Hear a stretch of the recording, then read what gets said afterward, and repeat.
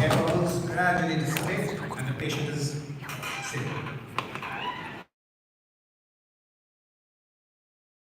And it is free for me, but foreigners and even foreign students would be required to pay, and they charge 10,000 rupees per session. Keep that in mind. Decompression sickness depends on case of disease. Now this is essentially because of bubbles of air which can obstruct the circulation and which can cause problems. This is usually seen in the form of skin rash, joint pain, numbness, fatigue, breathing difficulty, cough, paralysis, all the way down to unconsciousness. How do we prevent decompression sickness? We have rigid rules when we scuba dive, and one of these is that you need to have dive tables or a dive computer to plan your dive such that you remain within safe limits of depth and safe time limits. You need to ascend very slowly. This is like roughly about 30 feet a minute, which is really slow. Never go faster than your air bubbles. It's usual to have a safety stop before surfacing, which means that about 5 meters below the surface, you will wait for 3 to 5 minutes to allow any air bubbles in your circulation to gradually dissipate. It's also important to avoid driving into the mountains or taking a flight after a dive, 24 hours at least, because the additional altitude gain could cause further bubbling into the circulation. Also important to stay hydrated and also avoid alcohol and caffeine. Nitrogen narcosis is an interesting phenomenon. It's something like the effect of laughing gas. It's not because of bubbles, it's because of nitrogen itself, and it happens at about 100 feet. There's something called the Martini rule, as you can see. The deeper you dive, the drunker you get, or the darker you get, say about. And what happens is, it's like alcohol intoxication. The person becomes euphoric and loses a bit of coordination, loses judgment. And the good thing is that if you ascend, you go up a few meters, in a few minutes it blows off. The danger is you might not recognize it. For some reason, there seem to be a lot of pink elephants at the bottom of the sea. And scuba divers have often been seen offering their regulator to a nearby fish. And that's why it's really important to have a buddy who is aware of what you are doing, because this can easily lead to a death. Despite this intimidating list, there are really no unobvious,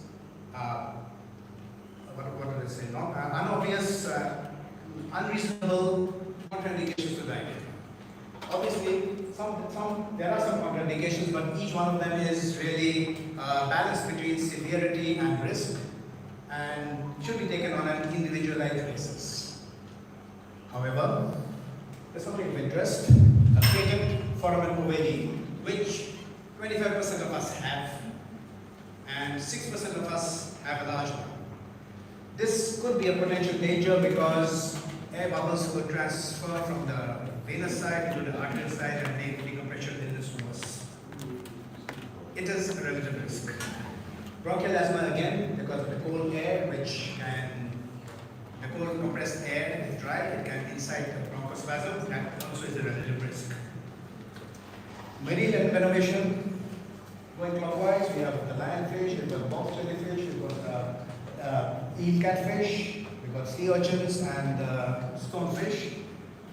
If you're smite, do not rub, do not urinate on the wound, apply vinegar if available, and get to a hospital. Now you might think the snorkeling is safer than diving. However, a diver is trained, is certified, and if he hasn't dived for some time, he needs to be certified. In addition, the divers have dives to a plan, and there is a buddy system where people dive in pairs. Snorkeling is very random, and therefore snorkeling can also be very dangerous. There's something called rapid onset pulmonary edema, which results from the effort of trying to breathe through the narrow tube. Sometimes, rarely, this might cause a vacuum affecting the alveoli, pulling fluid into it, and effectively the patient drowns from inside. However, this is rare, but the introduction of the full face snorkel mask has made snorkeling much more dangerous.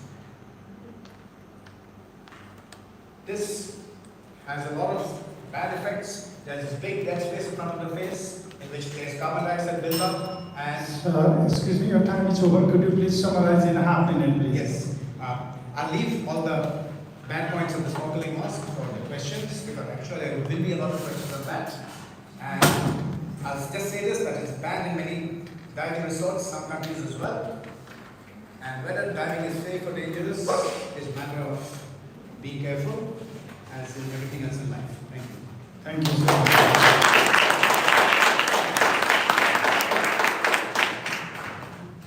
Thank you, Dr. Thakkar. Now, I'm sure you would like to shoot some questions ahead. Feel free. Because of 2.5 minutes time, we took a half minute extra, so 2.5 minutes any question. Shoot. Sounds interesting. Yes. Yes.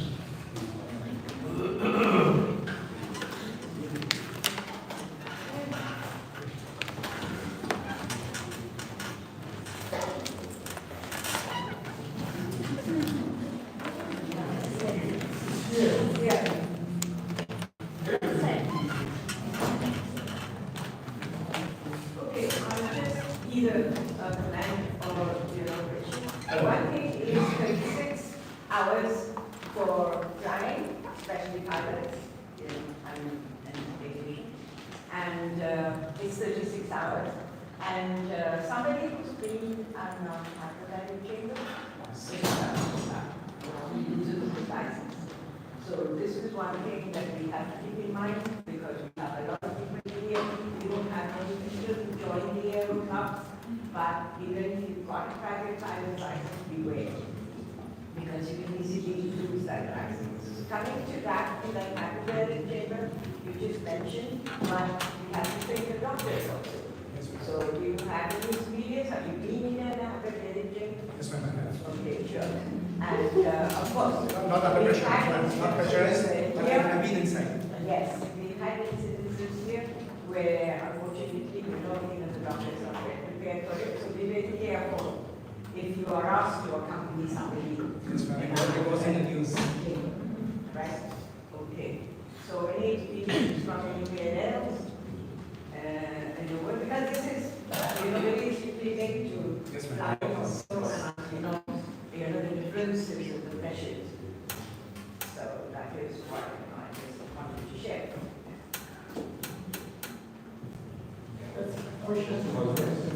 I just want to say, nitrogen dissolves in the lecithin and sphenoids in the brain. Yes. And when the diver comes out, they bubble out from the brain. Yes. And that is very dangerous.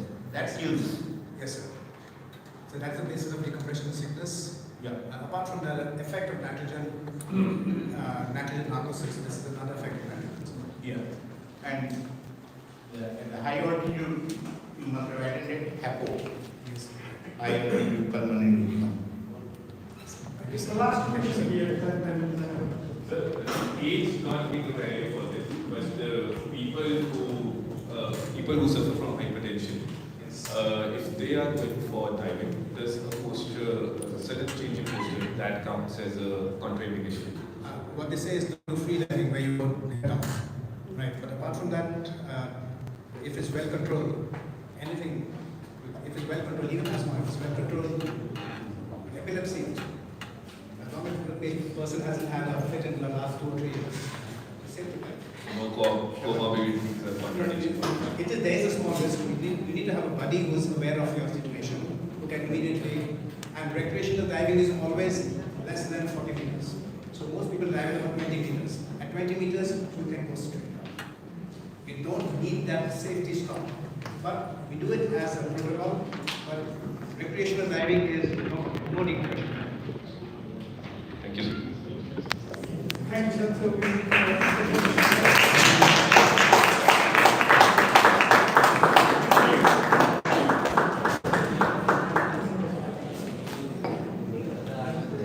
Thank you so much, Dr. Dauka, and I'm sure that everyone will agree with me when I say that we really enjoyed the depth of information you had to share with us. Now, the second speaker for this session, I would like to call upon stage Dr. Ravi Shankar. He is the faculty member at the IMU Center of the Education, International Kuala Lumpur, Malaysia, and today he will be talking about the alumni's perceived contribution of the Health Professional Education Program, Personal Growth and Professional Development. And we all know that Sir is very fond of traveling and creative writing and photography also. So obviously his insights will be very valuable in people's personal growth combined with their professional growth.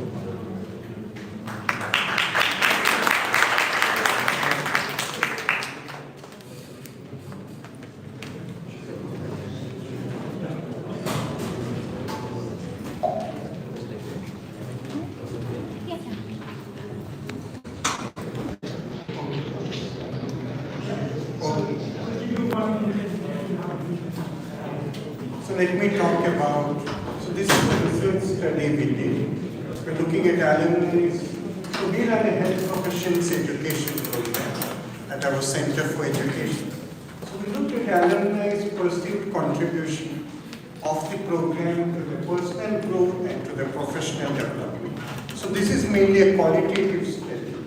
So these are my colleagues from the IMU Center for Education.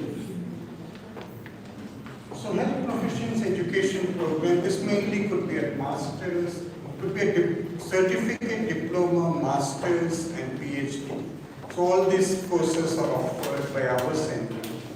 So multiple universities in Malaysia offer it via one of the universities. So some of the areas we focus on are teaching learning, curriculum development, program evaluation, learner assessment, educational research, leadership and management. So this is now become quite common. Published data is only from 2012 when there were 76 programs. Now I think it must be over 200 programs. Many new programs have come in. So HP programs. So study published in, these are old data. Unfortunately, we are not able to find recent published data on number of HP programs. And we offer, like I said, certificate, diploma, master's and doctoral programs, both conventional and open and distance learning, where there is no need to come to Malaysia. That I believe may be of interest to a broader audience. You can do everything online. It's all structured and you can do everything online. So ODL program, the program we started in 2017. So the PhD program we have started offering since this year. So our objectives are to explore alumni's perceived contribution, how they feel the HP program has contributed towards their personal growth, professional development, and also get the perspective of the line managers, the persons to whom they directly refer. So we did semi-structured interviews. Most of it is now completed. We also did interviews with the line managers. Written informed consent was obtained from board, approved by the IMU Joint Committee on Research and Ethics. And interviews were conducted using MS Teams. So again, we use the benefit of AI. So you get transcription, at least it does a basic transcription, which you can edit as required. Transcripts generated were carefully checked and edited by the interviewer, shared with the interviewee for member checking. So these are standard procedures usually which you follow in qualitative research. And we read, each transcript was read by 2 members of the research team, analyzed and themes and sub-themes. In the process, we did a preliminary analysis and further things are going on.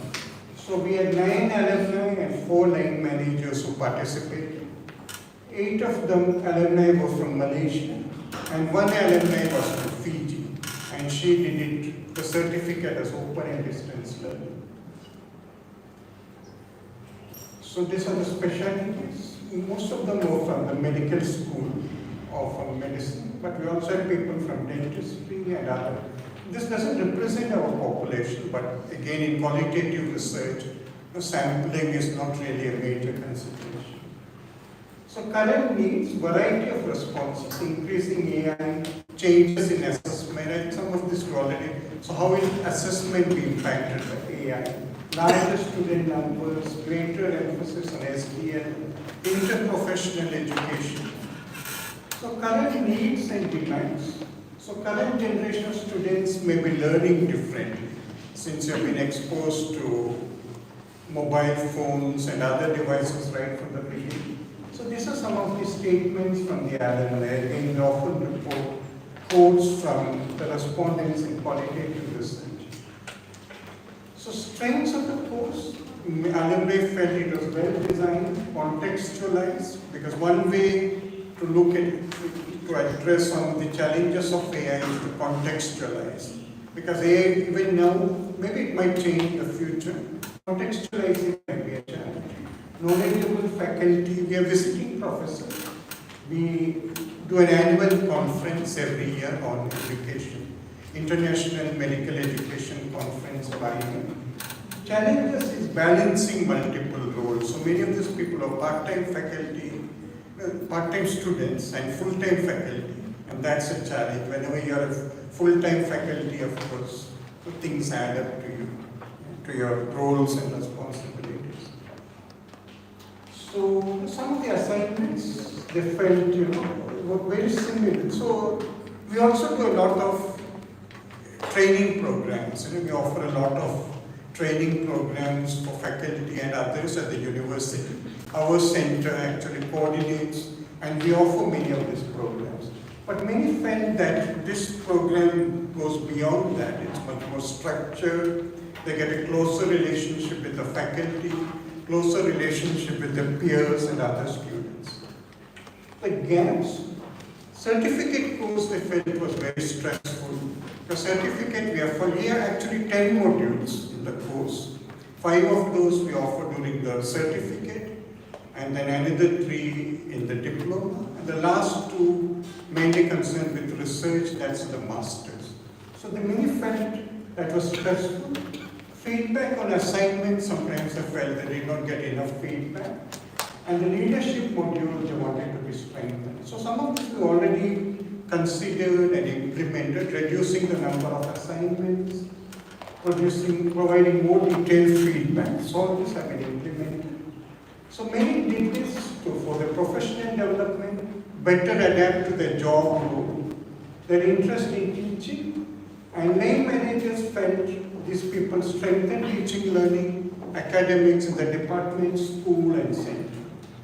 It has contributed to their role in multiple aspects: curriculum developer, assessor, researcher, mentor, and facilitator.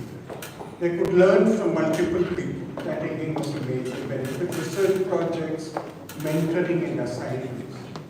So the HP modules are more comprehensive.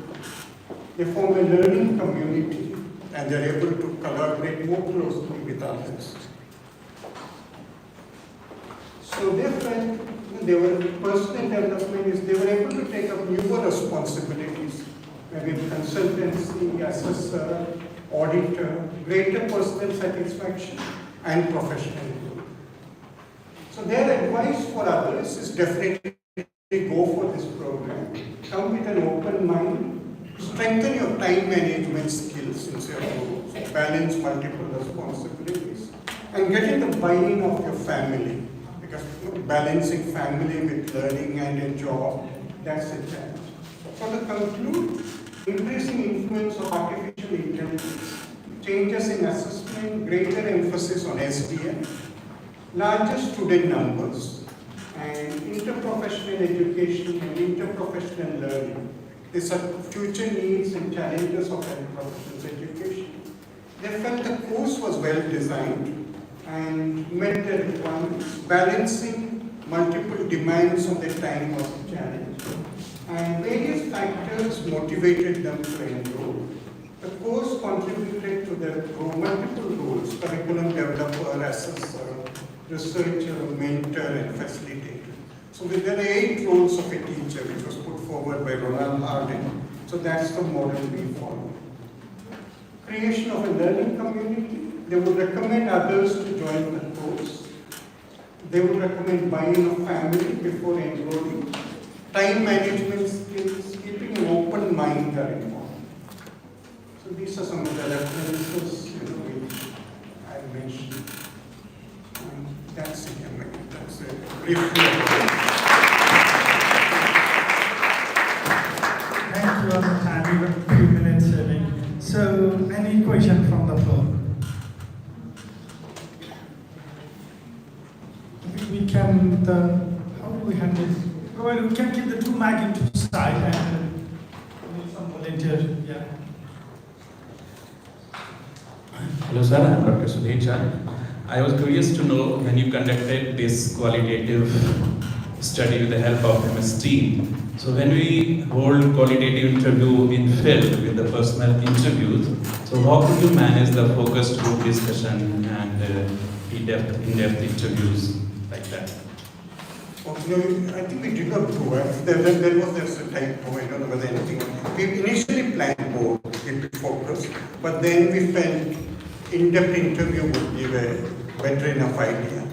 So we only did in-depth interviews. If there's any mistake, I think I got, maybe it must be a typo or something. Which our initial plan was to look at both as a possibility, but later we did only in-depth interviews. Thank you. A different set of skills.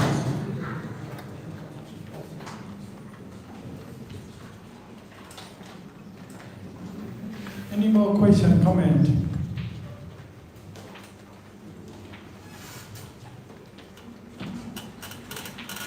Our students are so quiet. You should ask some difficult question. May I?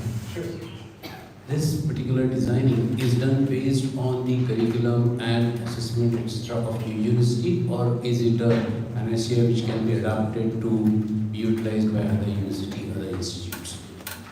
Broadly, what happens is we have to follow. There's something called a Malaysian qualifications agency, which looks at all courses. So they have guidelines for different courses. So that's from where we get the broad framework. And then there is, university developed along with other faculty members, visiting faculty and others who come.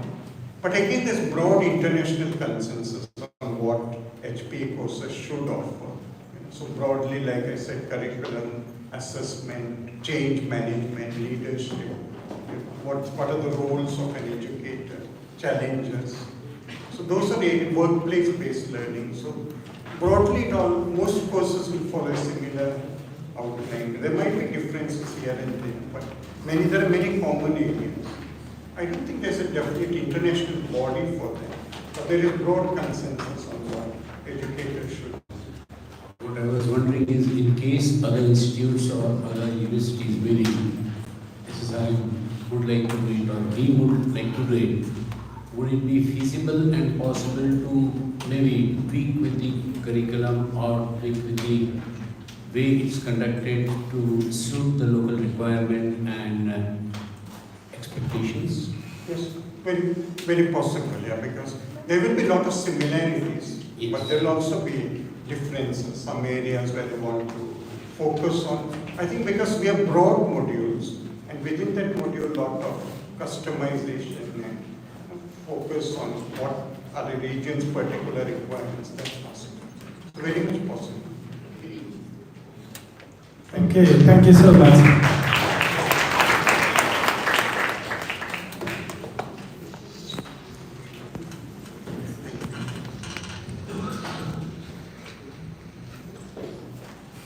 Thank you for that wonderful talk, Dr. Shankar.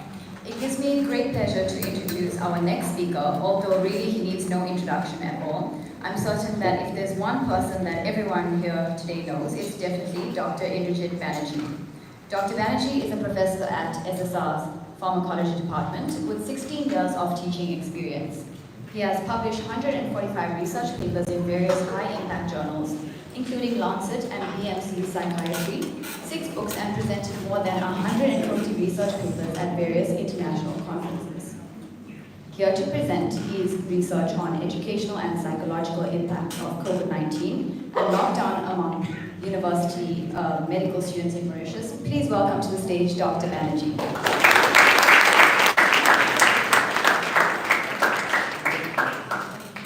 I hereby request everyone to please open their folders and they'll find the day 1 CPD activity evaluation form like this. You all are kindly requested to fill this up and drop this at table before the first conference afterwards. Thank you.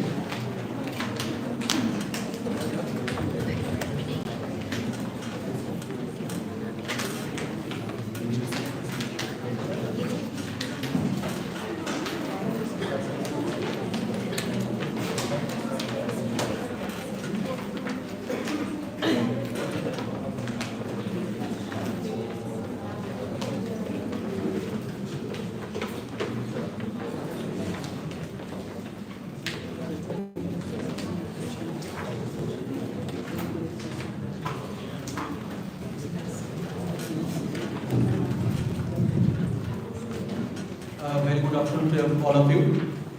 It's a great honor for me to stand before you and present a research paper. This is the original research paper, and this paper is very close to my heart because this was a study that was conducted at SSR Medical School.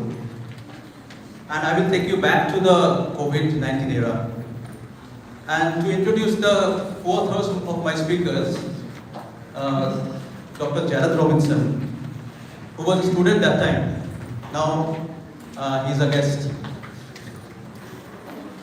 Dr. Purnasha Mahabir, also a student from our college. Dr. Abhishek Kashyap, also alumni from our college. Dr. Ananda Shukla, she is also an alumni from our college. And Dr. Vijay Satyan. Dr. Vijay Satyan is a scientist working in Hamad Medical Corporation. So the title of the work was the educational and psychological impact of COVID-19 and lockdown among university medical students in Mauritius.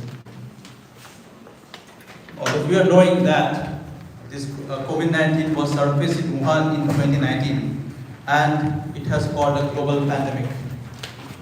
WHO has given a status of pandemic in March 11, 2020.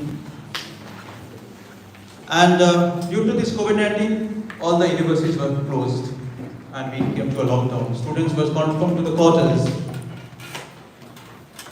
I won't be discussing too much of the introduction because of the time limitation. I will go back directly to the objective of my study and why we did this study that time. There was a study that was published in USA because US is always first. And this was a study we have conducted. This was the first study that was reported from Africa. Not only Mauritius, from Africa there was no study. And the only study that was available during that time from US, it was found that 75% of the students were having some effect in medical education due to COVID-19. And 84.1% of the respondents were at least somewhat anxious. But the drawback of this study was the response rate, as you can see there, was only 29.5%. So, the primary objective of a study was to find out the educational and psychological impact of COVID-19 on medical students, and we invented a tool, our tool, for this measurement of the psychological and educational impact. It was quite tough to prepare that tool because we were having the support from Dr. Vijesh, who would help us to develop the tool during that time. Coming to the methodology of the study, this was a cross-sectional study that was performed at SSR Medical College from 13 May to 8 June 2020. So I will just do Mauritius because there are many guests, those who are coming from not Mauritius. The first case that was reported here in Mauritius was in the 18th of March 2020. And the country went to a sanitary lockdown as of from 23rd of March 2020. And during the first wave, there was about 335 cases were reported, and 10 deaths were reported in the first wave. And the first wave ended in 2nd of June 2020. So as you can see here, our data collection was done when they were really in lockdown. And so there was no recall bias. So about 663 students participated in the study. So for the data collection, we have used Google Form. So the Google Form was given in WhatsApp groups to all the class groups, and we got a good response. But few of them didn't respond. Then we called them through telephone also and targeted them for data collection. And also we have emailed them. As you see, I will come to the sample size. It's quite high over here.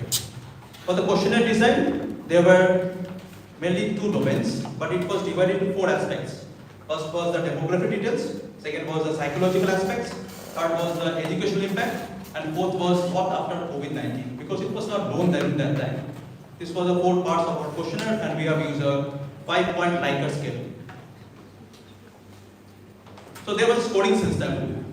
As you can see here, there were 2 major domains. One was the psychological domain. It was having 8 items. Total score was 40.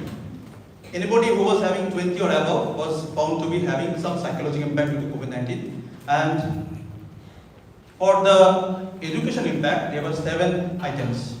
Anybody was having, total score was 35. Anybody who was having more than 80, they were found to be having psychological impact due to COVID-19. This was a rating scale that was invented by us. And for the questionnaire validity, that's why I was having a doubt in the morning. For questionnaire validity, we didn't get the software. So we have done with subject experts. There were 5 subject experts. They have done the construct validity and content validity. And for space validity, we have used the pilot study, 10 students, for the readability of the questionnaire. And we have modified the questionnaire and used the final questionnaire in the main study.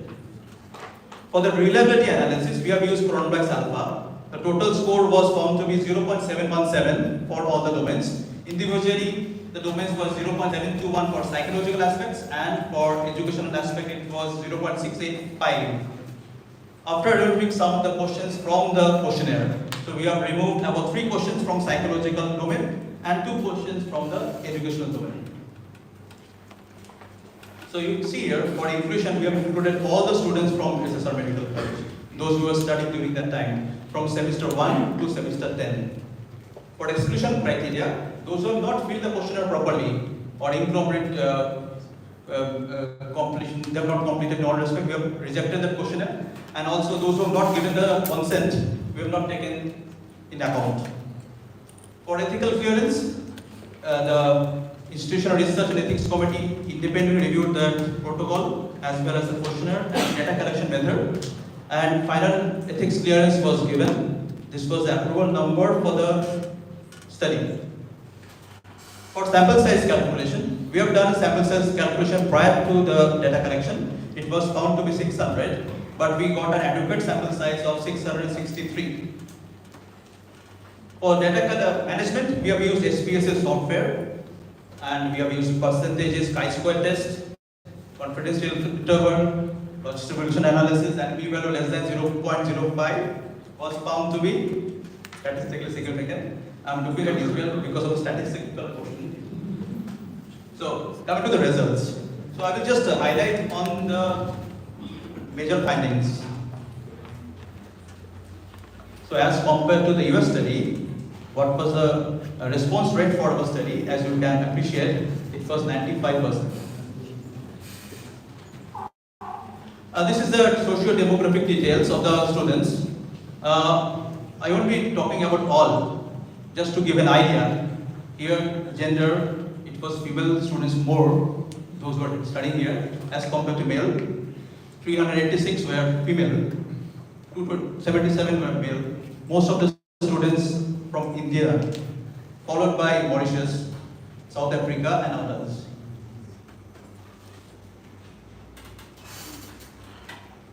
Sorry for this one because it is a different laptop.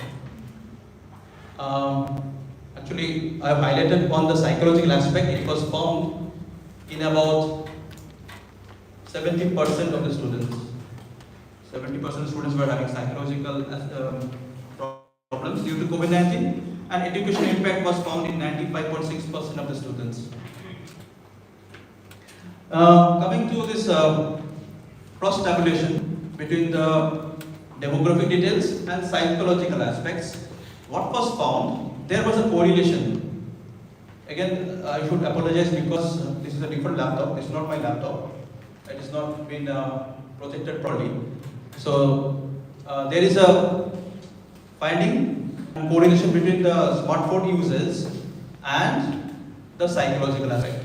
So, it was increased if the students were using their smartphone more than 6 to 8 hours per day.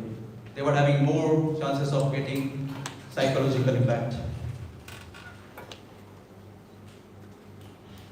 This is about educational impact also. It is also more or less same, the findings. You can see here properly. Smartphone users, 6.8 hours, it is having more of psychological impact, educational impact as compared to others.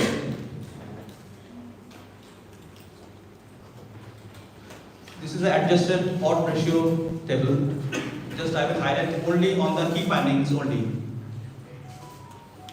You can see here that students, those who are having good connectivity, they are having 1.78 times more times of getting psychological impact. And those who are using more of internet or smartphone, they were having 2.60 times more of getting psychological impact as compared to those who are using less. And this is for the education impact. Education impact was more prominent in the students, those who are clinical. Clinical was classified into students starting from semester 7, 8, 9 and 10. They were clinical. First to 6, they were clinical. So education impact was more found in the clinical students. And this is the bar diagram I want to be discussing. This was the questionnaire.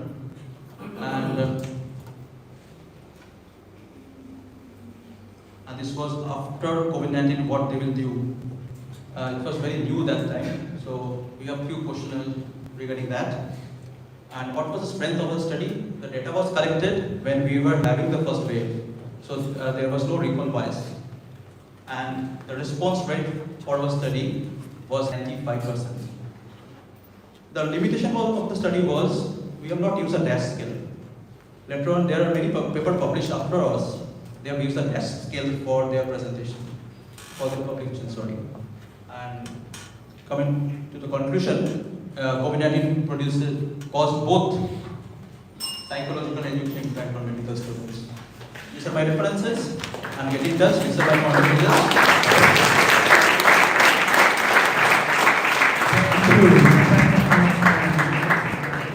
Yeah, so we take few questions from our audience.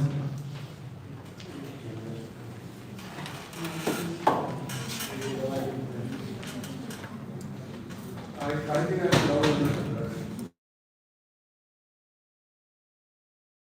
psychiatric illness because these days the incidence of psychiatric illness is pretty high, particularly students joining the medical college. Secondly, coming abroad, it will have psychological impact and it will be manufactured during such stress. So that point is very important. Right, sir. So these were our questionnaires, sir. You can see here the first one was it is having some psychiatric element. You can see how many of you are having a feeling of guilt, then depression, like that. We were having so many questions, and we have removed 3 questions after the Cronbach's alpha testing because of the score. It was increased after removing 3 questions. So it is having, these are the aspects for the psychological impact. That was the questionnaire. We have considered the psychiatric aspect also. Thank you, sir, for your question. Thank you, Dr. Indrajit. A very good study. And you involved so many students, which again was great. You have published this much, or it's in the process? No, sir, it was published. Published? Published long time back, yes. Okay. because we did a systematic review on this particular, I think somewhere in 2021. Okay. That means maybe you have missed the article. Yeah, maybe we should have contacted. Because I have seen about 3 systematic review. They have included this study there. So it has got a lot of citations also. Okay. Because when we did that, we were not able to see that. Because Yes, sir. maybe Also, it's available in PubMed. okay. Maybe the time. Maybe we if you did- use Scopus for your search, or PubMed you have used. I think PubMed and Scopus. Okay. Maybe it started a bit earlier. This was published to the latter of 2021. I don't remember. I will check this at that point. Okay. Yeah, because now I was thinking that we should have definitely included this. Yeah, it is already in some of the systematic reviews, sir. Three systematic reviews, they have included our paper. Oh, thank you so much. Thank you, sir.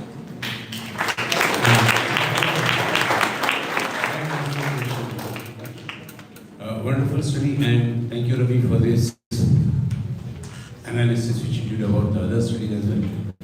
There are two sides of a coin. In a medical college, there are two sides. Everybody has studied the impact on the students.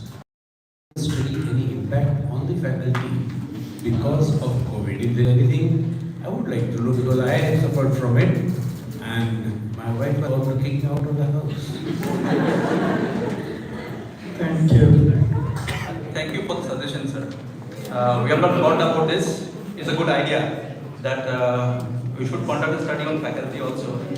But the problem is now they have to recall. Teacher is like a mother, taken for granted. That's all. Okay, it's a good discussion. We can carry on. Okay, let's move to the next speaker. Thank you.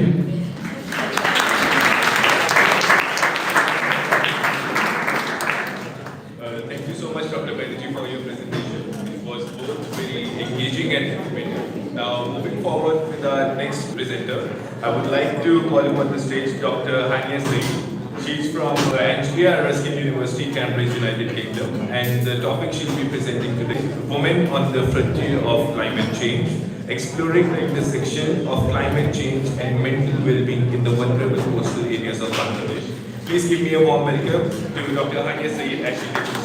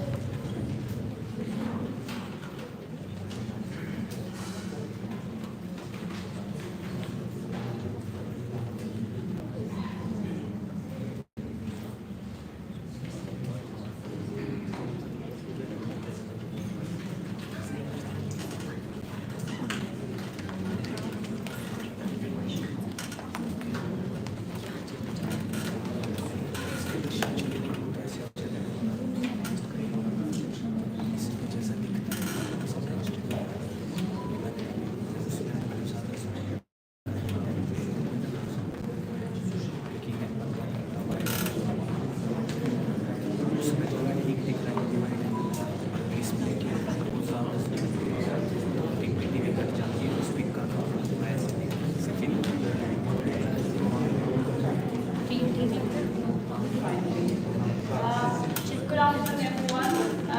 My name is Hania Saeed. I'm a lecturer at ARU and I'm also a PhD student, so please excuse my ADHD. And also, Dr. Israel, you promised for answers, so you can't change your mind. So my topic is about women on the front lines of climate change and exploring the intersection between climate change, mental well-being among women living in deprived coastal areas of Bangladesh. Now, why Bangladesh? Because Bangladesh has a population of 166 million and it is the 8th most populated country in the world, which should tell you how densely populated it is. And apart from that, 28% of the country's population lives on the coastal areas, which makes them vulnerable. As we talked about vulnerable populations in the morning, this is one of the vulnerable populations. So, it is extremely vulnerable to climate-related disasters and is ranked as 5th most at-risk country in the world. And by 2050, it is estimated that 2/3 of Bangladesh will be underwater. So if you don't really care, then not much I can do. Because of its location, it's prone to various natural and man-made disasters, which include cyclones, floods, sea level rise, unsanitary drinking water, increased salinity, riverbank erosion, and landslides. Now, this is my PhD thesis, and the results that I've put in there are my PhD thesis results. So the participants were asked if they have experienced any natural disasters in the past year, and 75% of the participants have experienced a cyclone. Now, according to WHO, women and children are the most vulnerable population who get affected because of natural and man-made disasters and are displaced. And the proportion and the disproportionality between the women were aged 18 to 49. This subgroup was particularly selected because of it being the reproductive age group. And why is that important? As most of the women would know, reproductive responsibilities comes with a lot of problems. So, yeah. Oh, sorry. Sample size was 420, and if you really like math and statistics, there's a little formula to show you calculation of sample size. The sampling technique was stratified random. The important bit with climate research is a lot of confounding variables. So when you say that climate change did this or climate change did that, it's very important to specify how you can make sure of that. So the scales that were used were validated. So there's a mental health assessment. Then there was also impact of event scale, and there's another one related to climate change which assesses the emotions related to climate change. It's important to note here that I'm not a psychologist or a psychiatrist. I'm a public health person. So my idea is to highlight if there are negative mental health outcomes because of climate change. I cannot assess the severity of it. If that makes sense. Now, women are the caretakers of the family. Women are expected to take care of the children. Women are expected to take care of the question about, do you feel anxious? Do you feel, are you sad, depressed, anything? They would say, oh, well, we are very worried about clean water. We have to go miles for clean water. Our children don't have clean water. Everything came back to clean water. And you would think that they would have some source of free, clean drinking water. They don't. And if there is something, it has not been repaired for months. So that's what it looks like. Right, this is a cyclone center. Well, it's a primary school that gets turned into a cyclone center. Very overcrowded. No separate female sanitation facilities. And because the society in Bangladesh is still very patriarchal, where women are expected to be separated from the male folk, this is a very difficult situation for them. And one of the women said to me that whenever there is a cyclone warning, we are expected to get the kids, get the elderly people from the house, get the animals into the cyclone shelter, and everyone is in this small space.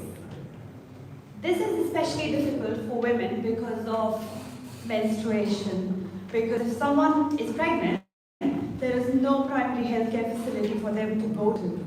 So they are stuck in that little area with quacks or traditional healers. Yeah. Now, in terms of mental health and well-being, about 88.3% of women reported concern about well-being due to climate crisis.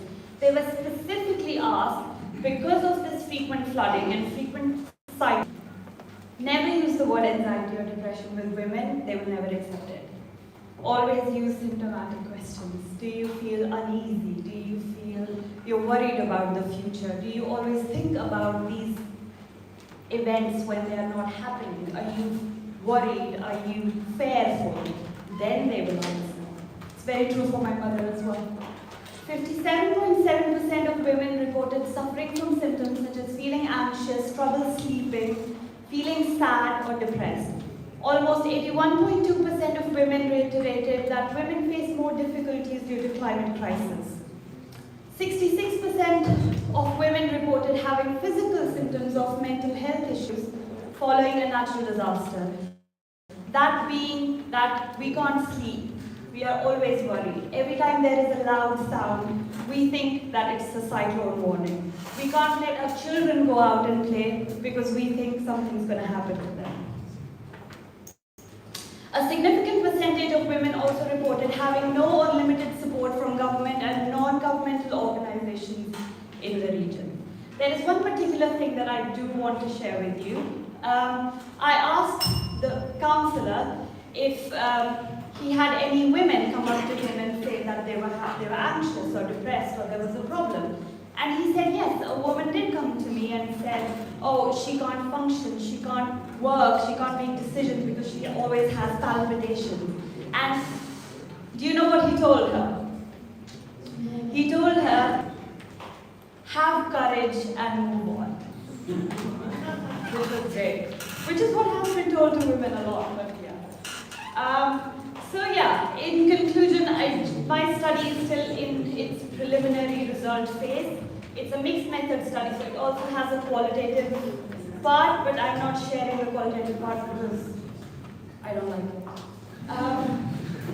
The study explores mental health outcomes in context of climate anxiety and eco-anxiety. The research intends to provide important evidence to support tailored interventions and adaptation strategies. You can't just tell women, oh, there is a shelter, go and use it. There are other things that they need as well. The project is meant to serve as a foundation for further much needed national research, and the results of this study intend to serve as a call for action towards global climate change. Thank you.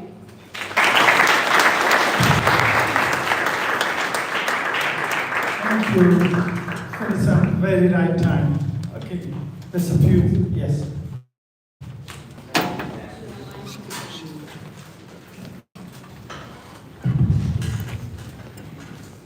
Such a great project, congratulations. I'm going to be the guy here now. Do you have any way, because as far as I'm concerned, you categorize all climate change events, and then you merge those natural disasters into that category. Yes. Is there any reason why you did that? Which is so fun, because I believe in climate change, okay? But, I'm not a pessimist, but I think there's a classification inconsistency in terms of understanding that all natural disasters are related to climate change, while they're not. That's very true. But here's the thing. So I asked the question to all of my participants, most of mine. So they have been living in this area for years, generations.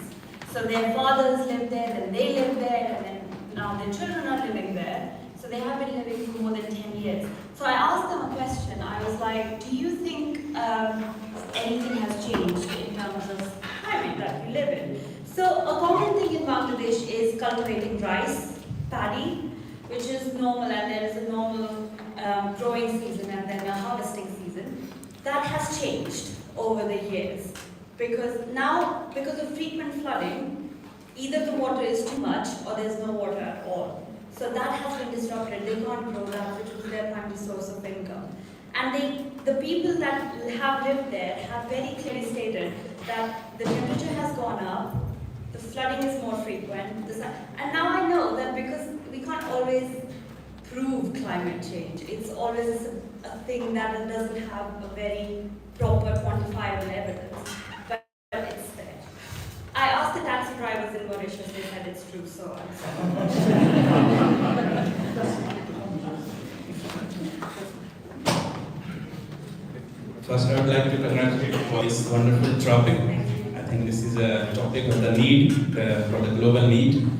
Secondly, I was interested to know when you could show us your sample size of 420. As we couldn't see the details, I was curious to know where it was your final number of respondents or it was exactly 420. So 420 was, so I have a formula there, which Yes. was supposed to be, this includes if there is a non-participation or anything. So 420 was the intended sample size, and we did get about 400 responses. And another thing was the symptoms which you could take to assess for as a mental symptom.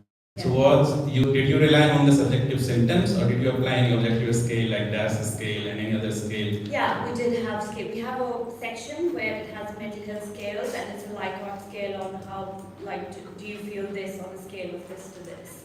So it's not something a psychologist or psychiatrist would use, but it's more like some clinical outcomes of climate change and mental health. Okay. So I could just see if it could have a certain objective scale, then it could have wider application and your external validity can increase in that case. Thank you. Thank you so much. Thank you. Thank you so much and the discussion, but I think we should stop that session now. So we move to the next session, please.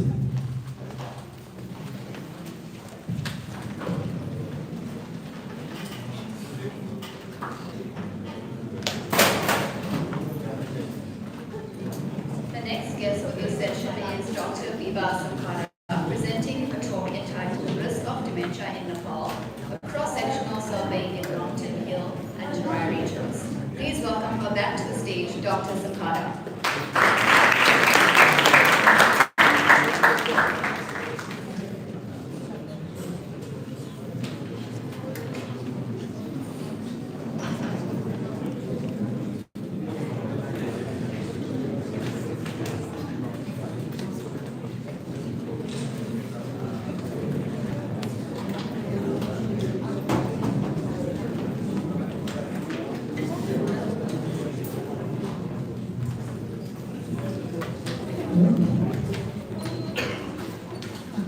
Good afternoon, everyone. And first of all, I would like to thank you for the organizer for inviting me to share my research findings. And in this afternoon, I'll be presenting on the risks of dementia in Nepal and cross-sectional survey in mountain and lowland region of Nepal. And as we know, a lot of people from the health background and public health background, we know dementia is a growing public health challenge worldwide, and this is now the seventh leading cause of death. And this is a really alarming situation for a lot of countries, especially now low and middle income countries. Most of the people living with dementia have low access to health care, all these things. And you can see that more than 55 million people around the world affected by dementia, and more than half of them live in low and middle income countries. And this is study focused on Nepal, and we see the Nepalese older peoples are growing. Now we have a 10% of the population are 60 plus years old, and this is quite huge growth from last 10 years of the census data we can see. And that's why it is really challenging for Nepal, because the old population is growing very fast and we need to act. And in Nepal, there are very few studies being done around dementia, and there are a few studies just starting, mostly around dementia care and management. And we know this is a public health challenge, and we can see a number of risk factors. Start from the early midlife and later life. We can see the number of things: education, hypertension, obesity, alcohol intake, physical activities, and mental health, depression, smoking, and especially social isolation. And these are the risk factors.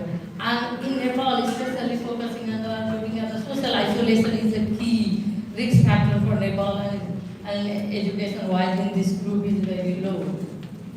And therefore, we really wanted to see what is the situation. We had a previous study conducted in Nepal, looking at a qualitative study, understanding the different cultural factors and policy around dementia. And at that time, we found there are very limited study understanding the prevalence on dementia. That's why this study we wanted to understand the prevalence. And that's why we want to determine the prevalence of risks of dementia in Nepal and assess the effect of age, sex, and geographic location on the disease prevalence. And the objective we wanted to achieve here, compare the prevalence in 3 different geographic regions: mountain, hill, and low-lying region. And also we want to determine the prevalence of cognitive impairment among male, female, and especially older different age group. And this also informs the policy maker. Hope this will help to inform that. And we did a cross-sectional survey among the 1,152 individuals, and among them 933 people were older people aged over 60 and over. And we also reviewed 290 carer of those who is group of people. And to understand that there is cognitive impairment among those groups, we use 2 validated tools. One is RUDAS and another is called CSID. There are 2 different tools. One actually measures the different items, different domains with the older people, and second one, CSID, we have the carer and family member to understand their older people's cognitive impairment things. And we obtained the ethical approval from University of Huddersfield in UK and Nepal Health Research Council, which is Nepal National Ethical Board Committee in Nepal. And in terms of collection data, we use the cohort toolbox, which is free available for any low middle income country. And on all the data were collected by trained enumerators. We train them using the different dementia expert people, public health people, and research team. And they had a number of training around these 2 different tools, and also the cohort toolbox, how to complete. When we invited those enumerators at that time, we only included who were very experienced around them. And we evaluated overall prevalence of cognitive impairment, which was subgrouped by different region, age group, and sex. And we analyzed using the chi-square test, multiple ballistic regression analysis, to understand the association between the different factors and the dementia. And this is just a summary of the findings from the different participants from the different regions. We had nearly half of the 40 and 60 in the income of gender-wise, and if you look the different location-wise, almost 1/3 in each region, slightly lower in the Hilly region. And in terms of age group, we had around 31%, around 60 to 65 years, and similarly 25%, and I think in the 65 to 69, 25%, and 75 years above 20%. And what we found from our data, we identified that age was significant factors to influence the dementia, and the prevalence of cognitive impairment increased with the age in both sample of the tools we collected. And similarly, if we look at gender, I think there is a very slightly different finding looking at the 2 different tools here. The RUDAS has got women had a slightly higher dementia among the women, and the CSID, the informant complete treated one, the men had a slightly, but there was no significant among the men. And if we look by region, and geographic effect was very significant, mostly hilly region and mountain region had a significant high cognitive impairment was noted, and you can see the both data in that one. And what we identified from this research, I think this is one of the first kind of study in Nepal which is looking at comparing different regions with a higher sample size. Normally, when we found out all the research, they were very recent, small scale study with a very small sample. But still, this research needs a replication in future because, and one of the things here I want to highlight here, this is one of the study you validated tool, and we also use this validated as well as translated by Nepali dementia experts, and they were using it in community level.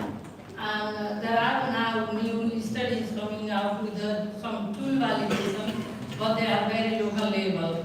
And this study we want to suggest, if we want to do the further study, I think we need to validate the tool at a different level, because of the country has got a different needs, and there are people living with the culture, different cultural background, and therefore this is really important when we further research in future.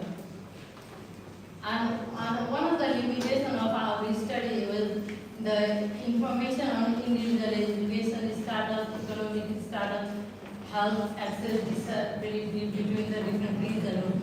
We didn't collect because otherwise it is not a big study.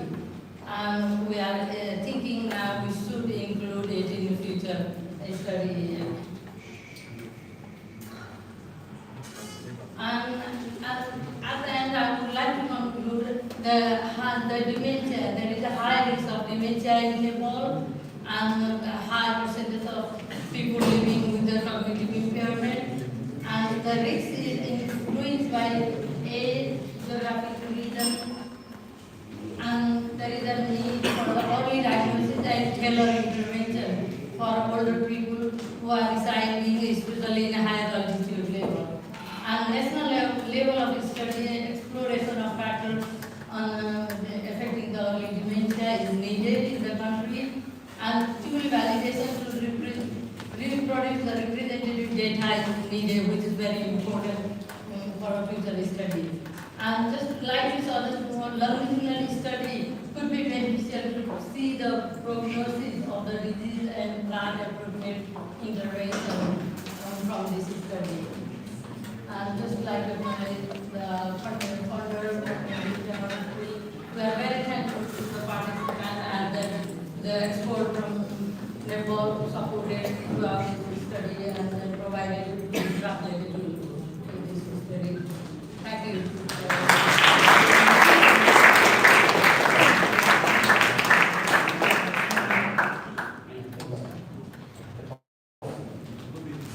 Thank you, Vikas. So again, take a few questions. Because any question, any comment?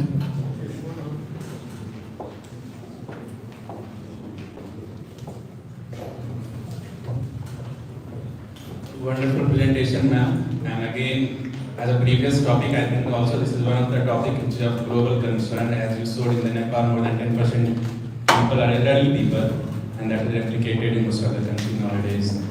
I was curious to know the results of your multiple logistic regression analysis.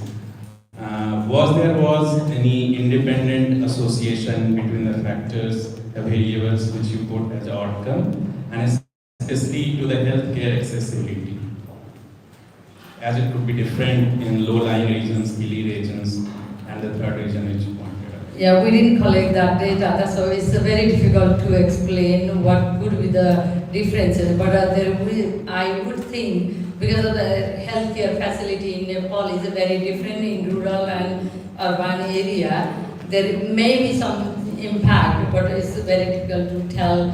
We have not collected those data. Thank you very much. Hello, madam, the result which you said, any extreme of temperature, difficult conditions, they increase the reflex time, which represents one of the cognitive functions. So in these situations, this incidence is bound to be very high. So what do we want to prove in these circumstances, basically? Because if a person stays in isolation, I have stayed in altitude for 4.5 years. I know how difficult it is to survive there. So it automatically comes to you, basically. So if you provide them facilities, or what tests you have employed to know their cognitive impairment? What test did you employ to judge their cognitive functions or impairments? Yeah, we did, this study is not to diagnose dementia. We use a validated tool called RUDAS. It measures the 6 domains, looking at the memory, their growing, their function, all the daily living, all those things.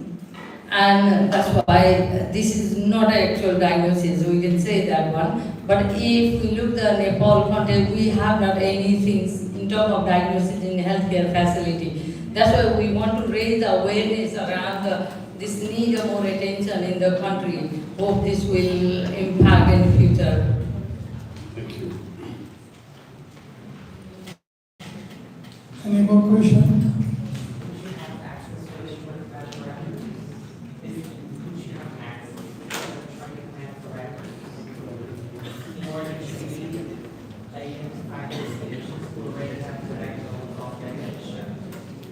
We don't have that well facility in Nepal. Yeah, this is not a healthcare facility, this is community based. All this data were presented, this community based, our enumerator going to the field and collected. And this is not actually diagnosis, this identify the risks so that it helps people to refer to for the diagnosis process. This is not actually diagnosis. Yeah. Hope that makes sense. Okay, last question, yes. Yeah. It's probably more a hypothetical question. It's too much pressure for you to answer this, but in countries such as Nepal, we noticed that the family care of elderly family members is a strong part of the culture. If the demographic changes so there are more and more elderly and more impaired care, does that threaten the goodness of the culture? More hypothetical than it's a big question, but it's happened in the West. Yeah, thank you, Dilly. I think this is very interesting because of the time limitation. I didn't want to go through too much detail on. We had a lot of literature around suggesting how our Nepalese culture impacting the care, especially Nepalese culture lives with the extended family member care the older people, and that's why now the pattern is changing. A lot of people are migrating. Nearly 2.1 million every year people migrate, and this is the recent data. That is the older people living at home alone, and a lot of people are socially isolated, and this is one of the risk factors. That's why we really wanted to understand how we can support the country even we are living abroad. At least we can do something, and people are aware of early stages themselves as well as family, and support could be more robust, and then healthcare can be prioritized toward the older people's health, because the older people's health is very neglected area in Nepal, because everything goes under everything, focus on the maternal health, young people, all the mental health, but the mental health of older people is still need a lot of attention. That's why I think this is community level study. This can help. I think the family member too as well to be aware of these things. Yeah, I think this is really important for Nepalese context. Really, yeah. Culture can play a very important role, and family living abroad need to think about how we may support our family living in the country. Yeah, thank you. Okay, it's very interesting, but unfortunately we have to stop that session and go for the next one. We are the last speaker for this round, and there's one more presentation.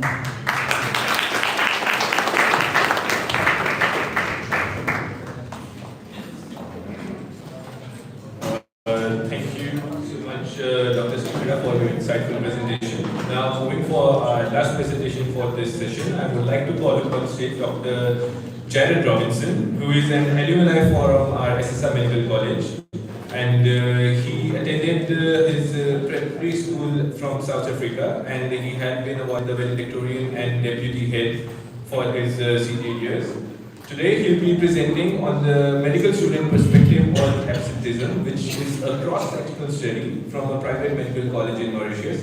Please join me in giving a warm welcome to Dr. Jared Robinson.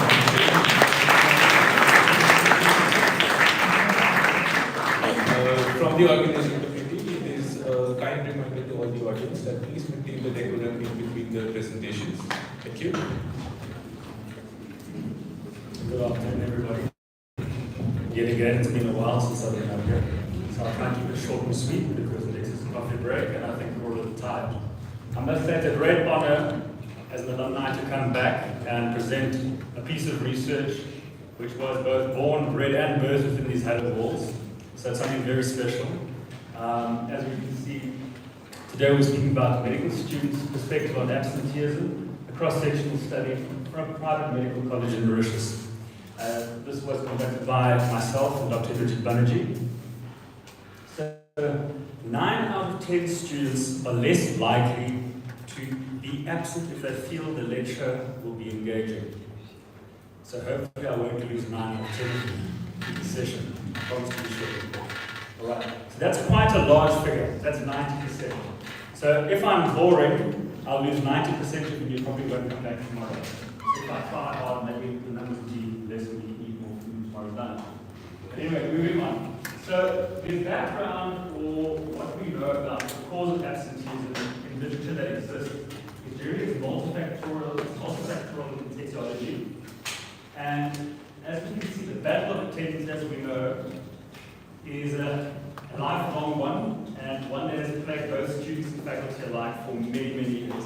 But I can proudly say, I know that a lot of faculty here can attest to it. A lot of faculty here can attest to it that I had good attendance throughout my years here. It was never a problem for me. But for some of my colleagues, I don't know if I can say as much. But as we know, many students often are barred from attempting the examinations due to the lack of attendance.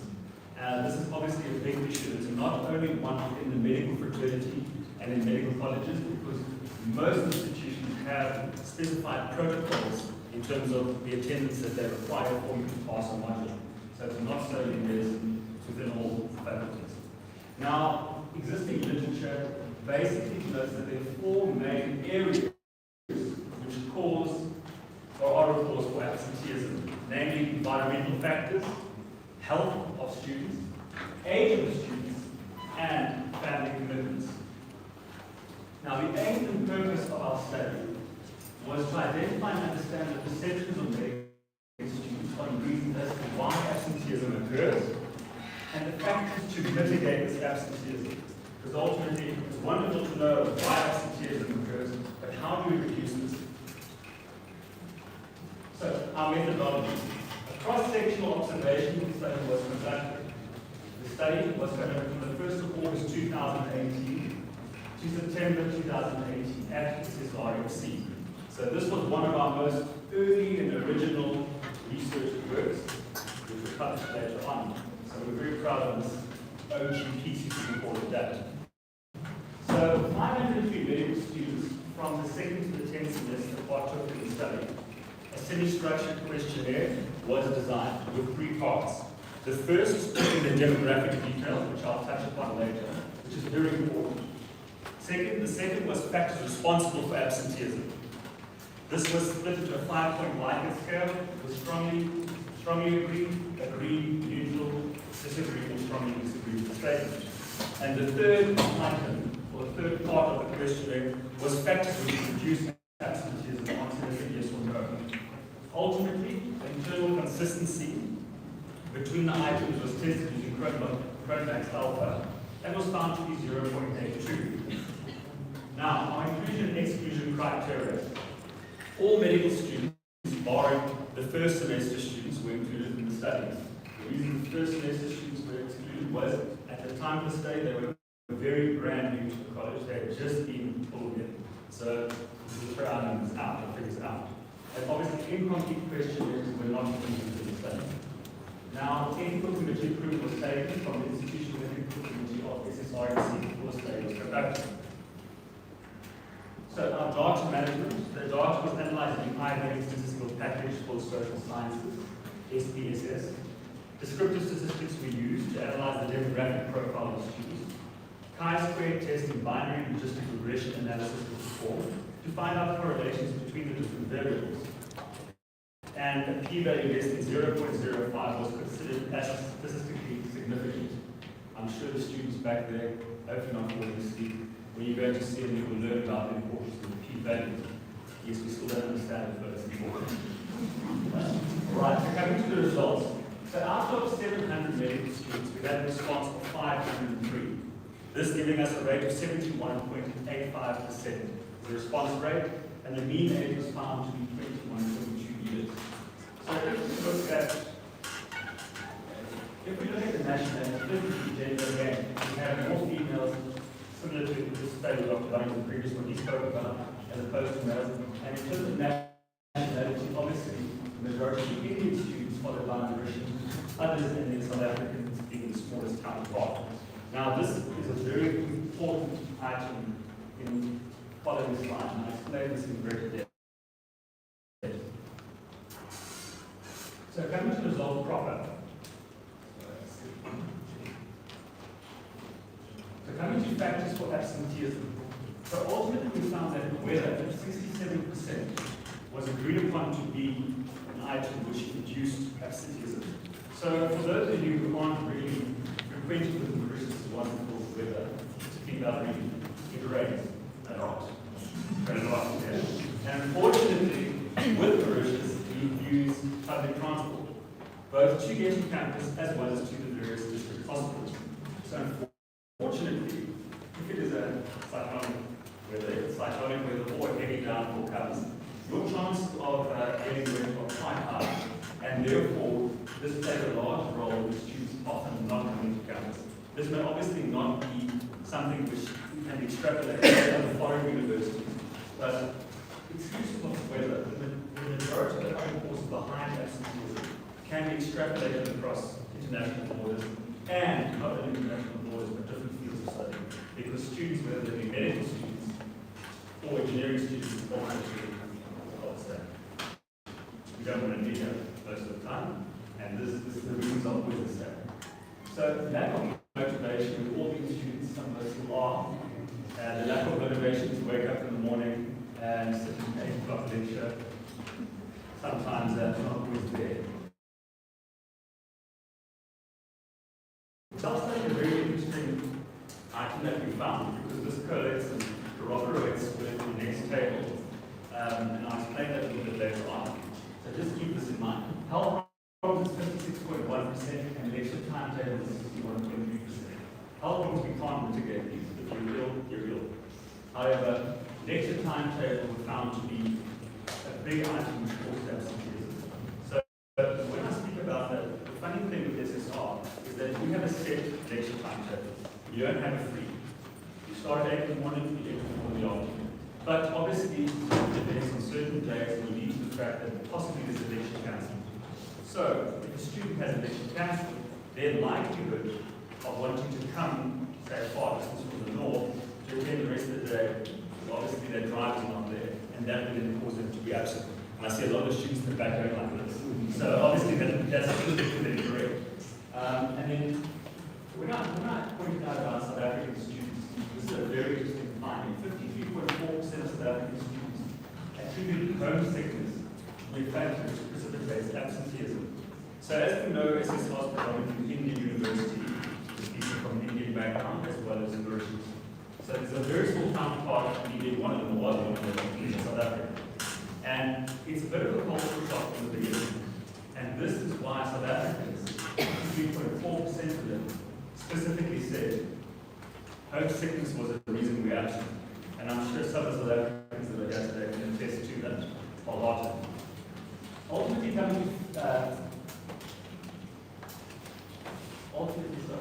coming to table 3, which basically illustrates the correlations between factors responsible for reducing absenteeism. Obviously, we know the causes for absenteeism, but how do we reduce absenteeism from the point of view of students? So, ultimately, 187 students, or 96.8% of our students, agree that lecture should be presented in a clear, logical, coherent manner. So, if students feel that the lecture is going to be interesting and captivating, which I hope I'm doing now, trying my very best, I don't want time, they will want to come to the lecture, naturally. So that's 96.8%, is a large proportion of it. And this ties in with our previous item that I asked you to remember, which was self-study. So, if a student doesn't feel that that lecture is going to be captivating, they would rather study that item themselves. So, we see how those are tying together. So, we can see how they're moving bilaterally like that. And then, informing parents by electrical email will not improve the attendance of the student, expressed by 69.9% of females and 128 or 60.7% of male students. So, letters to parents is not going to work. It's not going to come to campus. And reducing school hours will be beneficial, which was expressed by 247 or 84.6% of females and 82.9% of males for cohort. Here mentioned by classmates and senior students was shown by 59.3% of individuals to reduce absenteeism. Ultimately, these are my conclusions, sorry. Causes and factors that precipitate absenteeism are multifactorial and multicentric. In a nutshell, factors which reduce absenteeism are peer mentoring by classmates and senior students, lecture presentations, active student engagement, reduced hours of lecture, and regular counselling by a senior staff member or a staff member. Factors which cause absenteeism, homesickness, lack of motivation, self-studying, health problems, and these are the references. Thank you very much.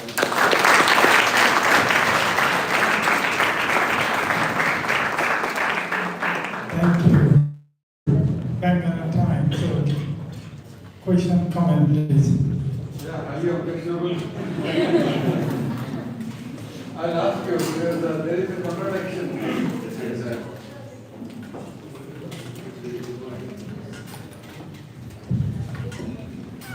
As a faculty, I'm peeved about it.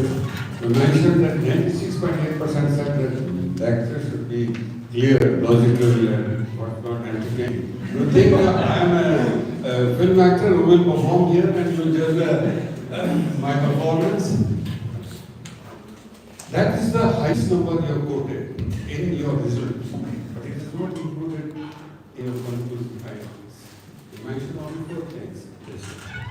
You should set the faculty jobs and change. That is a contradiction. If I could hear, lecture presentations. It's just like lecture presentation. So lecture presentation. So if they feel that the presentation of the lecturers is better and captivates, that's pretty short of all that is reworded. That will make students. 96.8 is a very, very large number. It is. It's the majority of students. But I'm sure they're not speaking about your classes.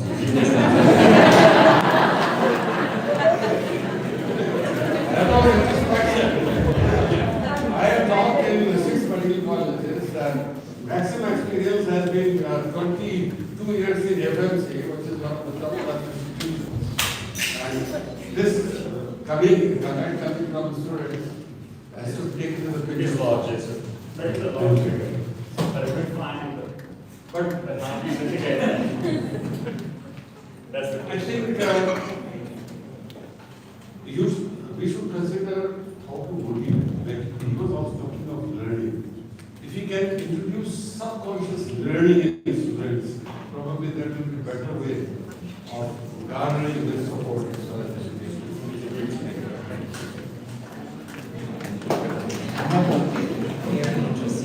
Yes.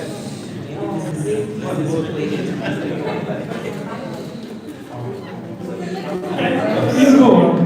Yeah. Well, maybe this is related to culture. Majority of students are Indian. Yes. Okay. Indian or Indian from South Africa. Yes. Out of South African Indian, how come majority are homesick? Why not Indians? South Africans particularly, a high figure, 50 odd percent of South Africans specifically said they were homesick and that caused them. But I think because of, if you look at SSR, this is only personal opinion now because we don't have data to back it up.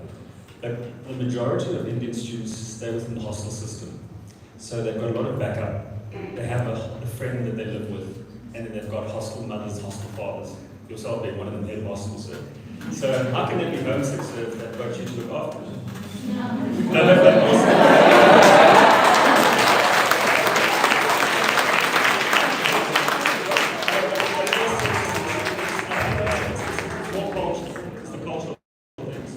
So it's not a cultural shock for Indians from India and Mauritians who are traditionally of Indian culture and beliefs and systems to work with one another. But I think South Africans, and in the beginning it was a culture shock for me, specifically coming from a South African background to come through. And then it's a whole new world. And depending on how you're able to either sink or swim, will then make whether you're homesick or not. But it's not to say that Indian students aren't homesick, but I think they have a better support system by the fact that the majority of them remain in hostel. Because if you're a South African, a good lot of them live by themselves on the outside. When you're alone, exactly, you're then alone by yourself. A good majority of them are. But again, there's no data unfortunately to back that up. So. But still, we read only 80% of news. and how many of students awake up to 2 a.m. in the morning and what they do? Why they can't wake up in the morning? We're studying for 8 a.m. This is the biggest problem. I have seen in hostel during lockdown period, they are playing PUBG up to 4 a.m. How can they attend PUBG? I agree, sir. It's not possible. I agree. Okay, I think last question with regards to the culture shock aspect for discrimination. Is South Africa university become like I think all Americans university and say that the reduction of the time spent within the university, inside the university, will actually lead to an increase of attendance. People will kill the director, will kill the professor because you know how much it costs like private medical university for $1,000 a month. So I just know what's our thoughts on that? It works in a very different way in terms of that. You know, every region is different. We're old school. We like it that way. Yeah. So in terms of that, the law is you respect your lecturers and how things have been done, you will do them the same way. And either you can imbibe that or leave. Because ultimately, this is what builds great doctors. That's what you have to do. Ultimately. So it is a shock, but a lot of students make it, a lot don't. And I think it comes down to the individual and how strong you are and how strong your character is. But that's everything in life. So thank you.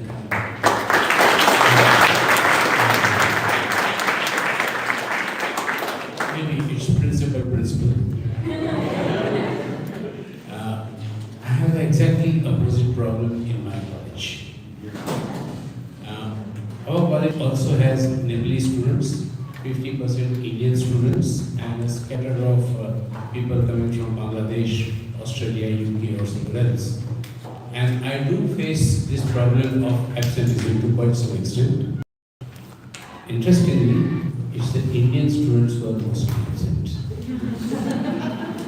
And Jared, lots of our Nepalese students stay outside the campus, travel half an hour to 45 minutes.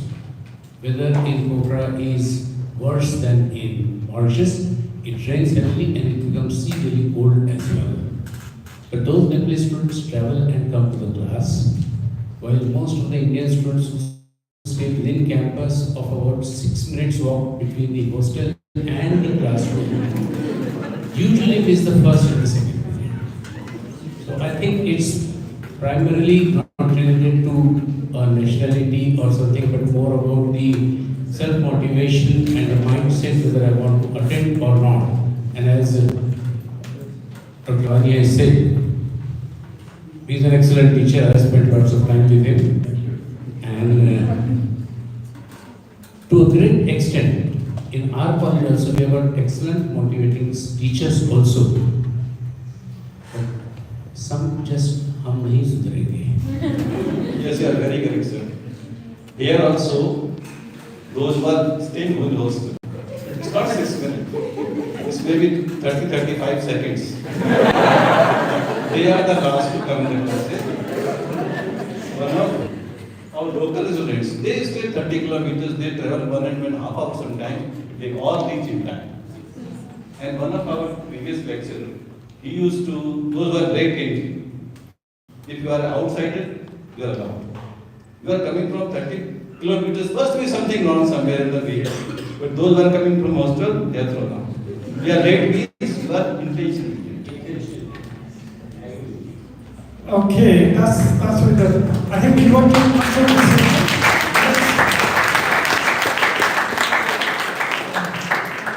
thank you for all present, this excellent presentation. And then final part of the presentation, I think there's some certification, right? Okay, thank you. So thank you, Dr. Robinson. Not only was that a very great and very, very spirited end to a great session, but a great way to remind everyone, even myself, about the importance of attendance here at SSR. But before we close the session, I'd like to call Dr. Sudhir Jha to the stage to hand out the certificates to the chairs and presenters.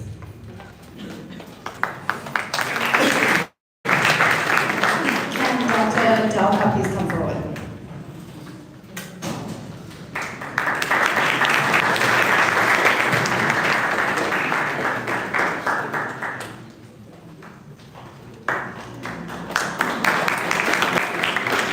Dr. Shankar.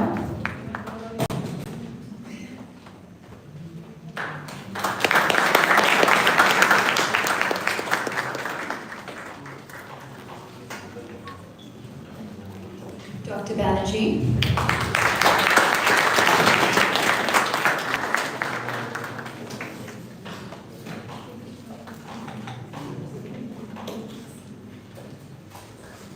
Dr. Saeed.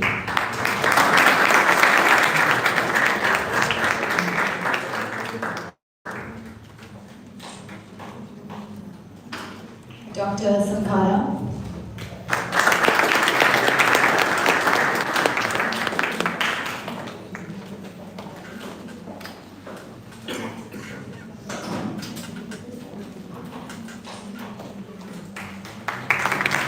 Dr. Robinson.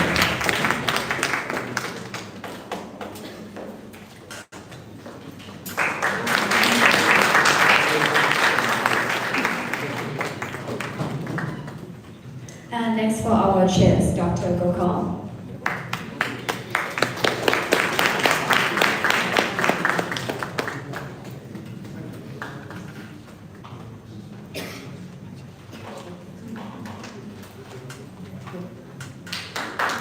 And lastly, Dr. Sankara.